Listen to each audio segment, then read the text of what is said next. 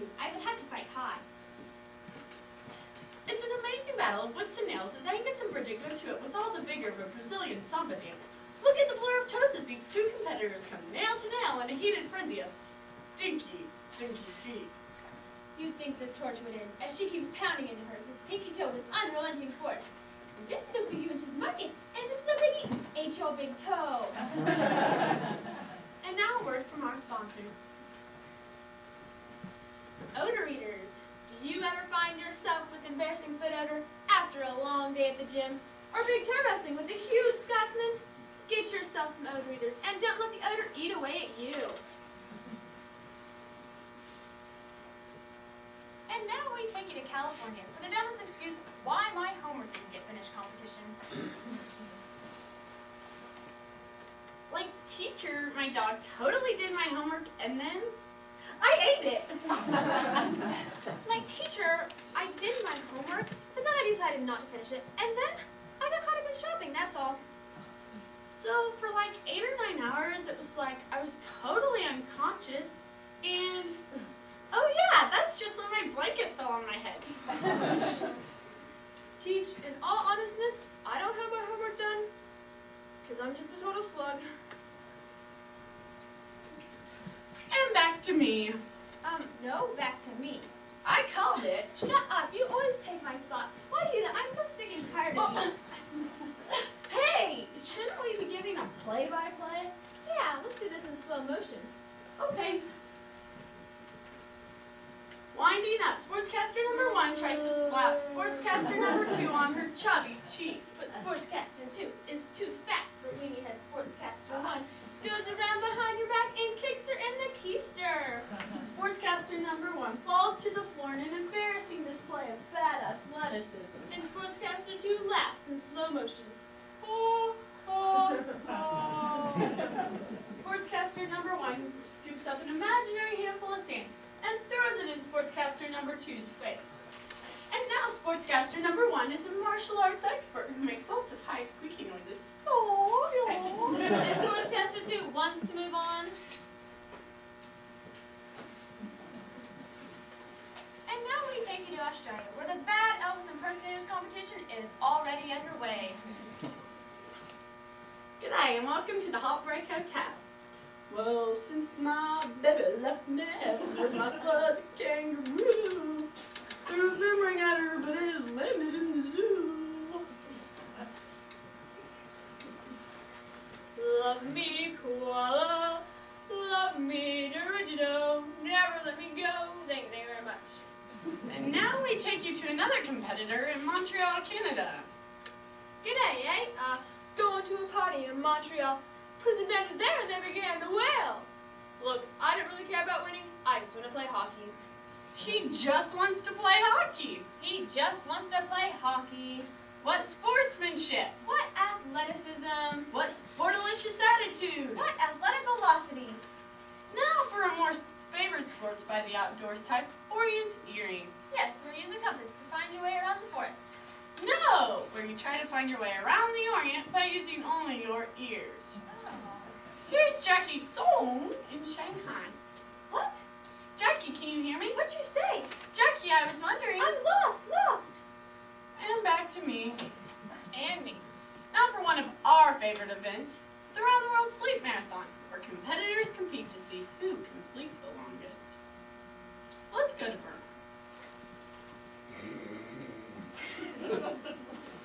Detroit, Michigan. Oslo, Switzerland. Honolulu, Hawaii. And finally, Antarctica. Those darn lights. Turn them on! We can't sleep. Turn them on! And back to Us. Now to wrap up our show, we take you to Albuquerque, New Mexico, where they're in the final stages of the worst things to say on a first date competition. I don't care what people say. I think cellulite is sexy. You don't have armpit hair, do you? Lots of women think toupees are very sexy. Come on, Sheila. Not in the first date. Don't be a prude. Don't pressure me. You know you want to. Fine. Are you sure? Sure, I'm sure. Think you can handle it? Oh, yeah. Going down. Not gonna happen. Go on. You mean no toe? I was toe wrestling champion in high school. Now that's what I call the agony of defeat.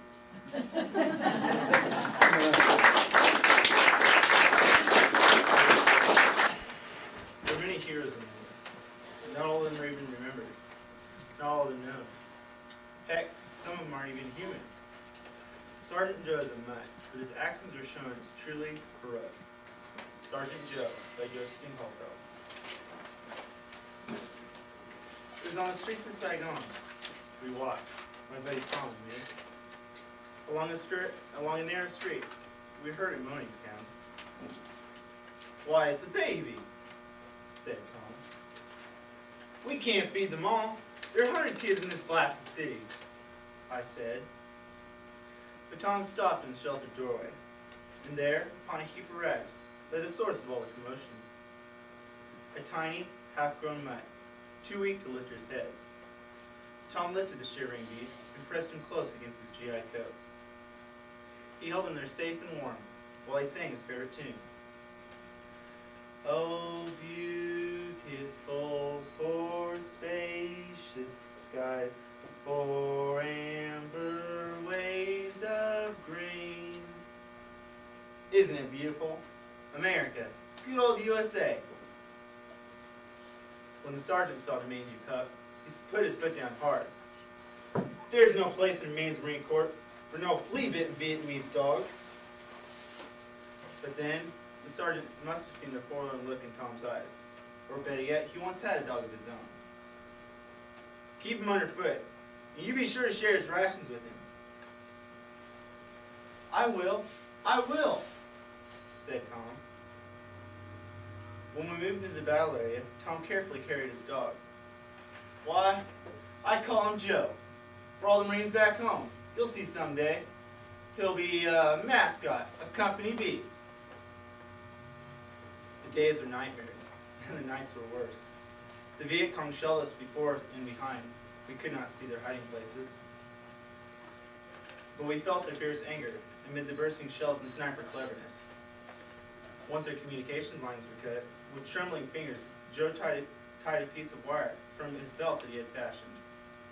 Then he said, "Well, go find the men, Joe."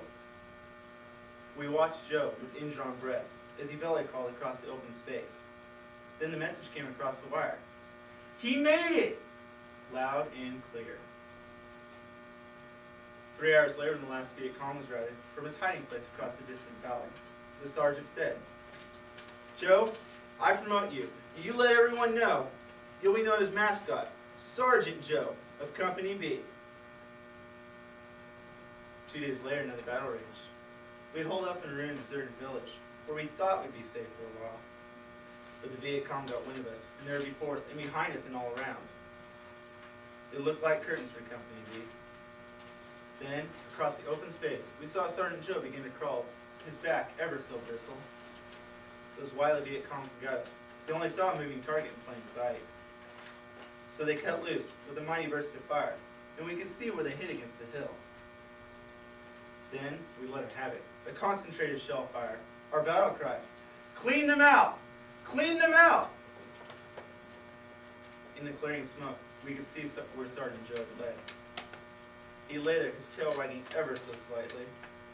He'd been badly hit, but his bravery had saved our hide for all the. His bravery had saved our hides for the day. "I'm going after him," said Tom. "Cover me if you can. I'm coming, Joe." Then, with one mighty effort, he ran, bent to stagger. But they got him. We heard the bullet hit, a sickening sound of lead against human flesh. Then we saw him fall close behind Sergeant Joe. All day they lived, and sometimes we could even see them move. But we dared not to venture out. And as night closed over the scene, we could hear the sound of singing, drifting across the hills. It was Tom singing in halting, and yet clear tones of his favorite tune.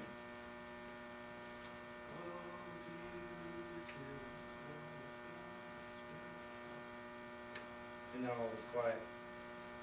And at last, when we knew for sure that we had silenced the enemy guns, cautiously we made our way out, toward Tom and Sergeant Joe had lay. Tom held the little dog close in his arms. His eyes were glazed with pain. When he saw me, he said, "Do you think they'll have sheets where I'm going?" Sheets are real soft and so cool. I like coolness. I held my buddy Tom in my arms when he died. We buried Tom and Sergeant Joe along the Vietnamese hill. The chaplain said a prayer and we softly sang Tom's favorite tune. Oh, beautiful for spacious skies, for amber waves of green. Then quietly we filed away to make our battle stances again. For as Tom once said, we will. We gotta win. So this is my story. A story I'll always remember. Of a Marine named Tom and a brave mutt. No, wait. A sergeant named Joe.